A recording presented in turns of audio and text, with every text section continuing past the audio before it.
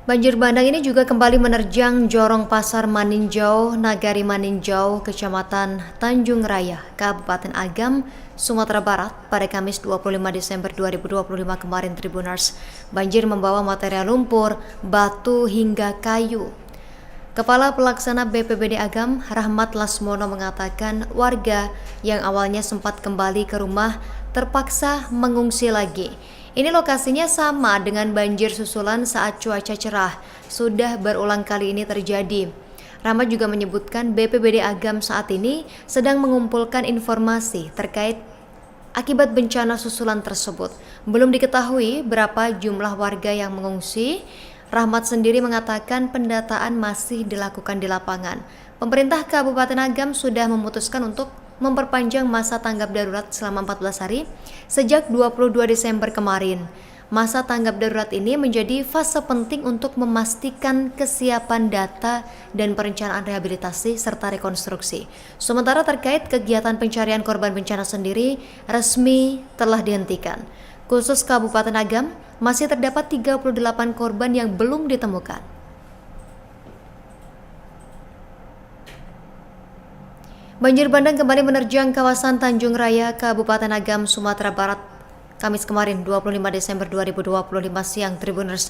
Curah hujan yang cukup ekstrim ini memicu luapan hebat Sungai Muaro Pisang hingga memaksa sejumlah prajurit TNI yang saat itu sedang bersiaga memanjat pagar dan naik ke atap rumah warga untuk menyelamatkan diri tentunya dari terjangan arus.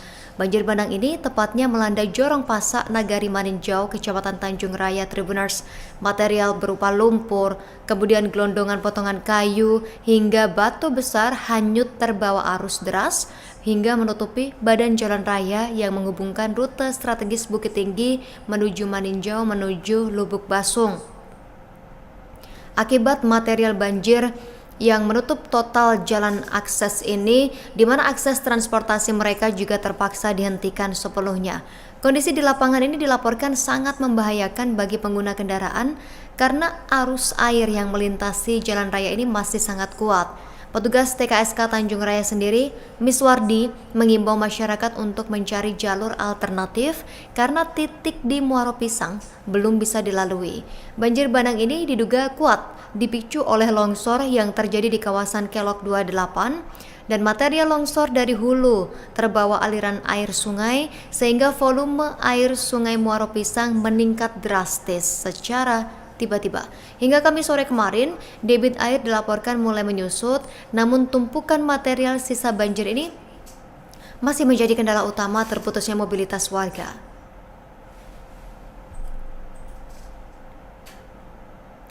Sementara itu, warga Lapau Munggu Padang meminta bantuan terkait penanganan sungai yang dikirim lagi Tribuners, di mana aki alat berat ini dilaporkan hilang di kawasan Lapau Munggu, Kelurahan Kuranji, Kecamatan Kuranji, Padang, Sumatera Barat. Peristiwa hilangnya aki alat berat ini membuat pekerjaan penanganan sungai Guo terhenti dan warga meminta bantuan alat berat untuk dikirim kembali. Warga Lapau Munggu Padang menyampaikan permintaan tersebut setelah alat berat yang sempat bekerja di lokasi tidak lagi beroperasi akibat aki alat berat dilaporkan hilang. Kondisi ini tentu saja memaksa warga untuk melakukan penataan aliran sungai secara manual. Di tengah ancaman cuaca ekstrim, warga setempat ini terpaksa berjibaku melawan alam dengan peralatan seadanya setelah bantuan alat berat terhenti akibat ulah oknum tidak bertanggung jawab. Aksi gotong royong ini dilakukan oleh warga pada Rabu lalu 24 Desember 2025 tanpa bantuan mesin. Puluhan warga turun ke sungai untuk memindahkan bongkahan batu dan kayu besar hanya dengan mengandalkan kekuatan tangan, dan upaya nekat ini dilakukan demi membuat tanggul darurat karena aliran sungai Guo ini kini sudah terpecah akibat terjangan banjir bandang beberapa waktu lalu dan mengancam pemukiman warga. Kondisi sungai yang tidak beraturan ini membuat warga tidak punya pilihan lain Tribuners. Jika aliran air tidak segera dikembalikan ke jalur utama, rumah-rumah warga di sekitar lokasi dipastikan akan hancur menghantam arus jika hujan lebat ini kembali turun. Ketua RT 2 RW 6 Adenan Syahputra juga menceritakan kisah pilu di balik tidak beroperasinya alat berat di lokasi tersebut yang ternyata sebuah peristiwa kriminal menjadi penyebab utama penderitaan warga saat ini. Dia menjelaskan bahwa sebenarnya alat berat ini sudah masuk dan bekerja selama 3 hari di lokasi sejak 5 Desember 2025 lalu. Namun bantuan ini terhenti secara tragis pada 9 Desember subuh hari.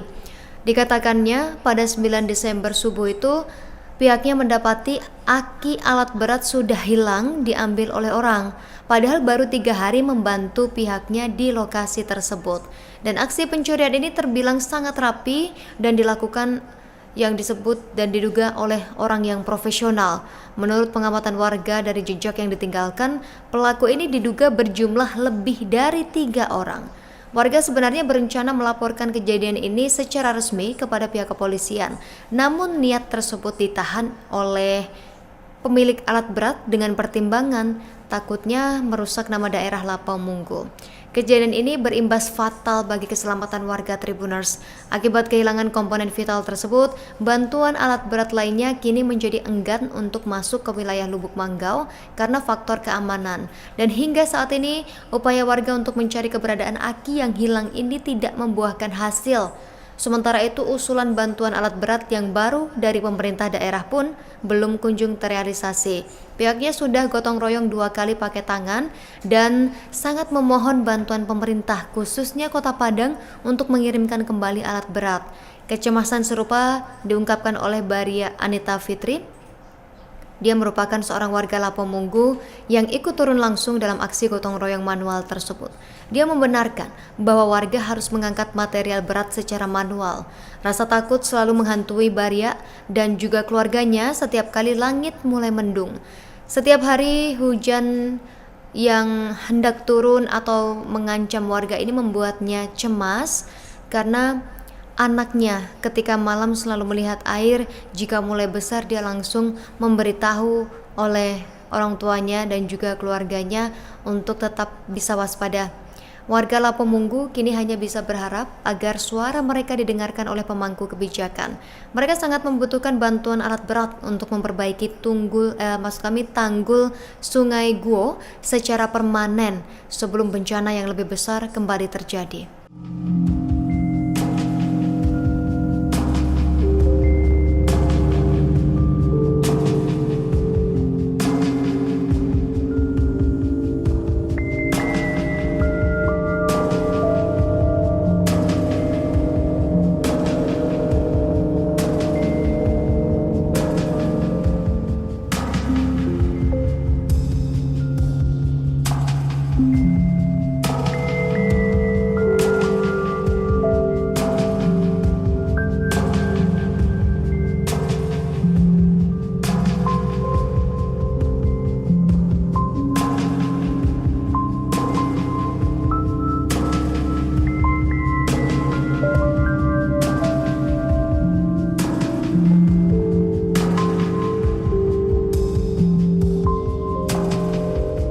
Download Tribun X sekarang, menghadirkan lokal menjadi Indonesia.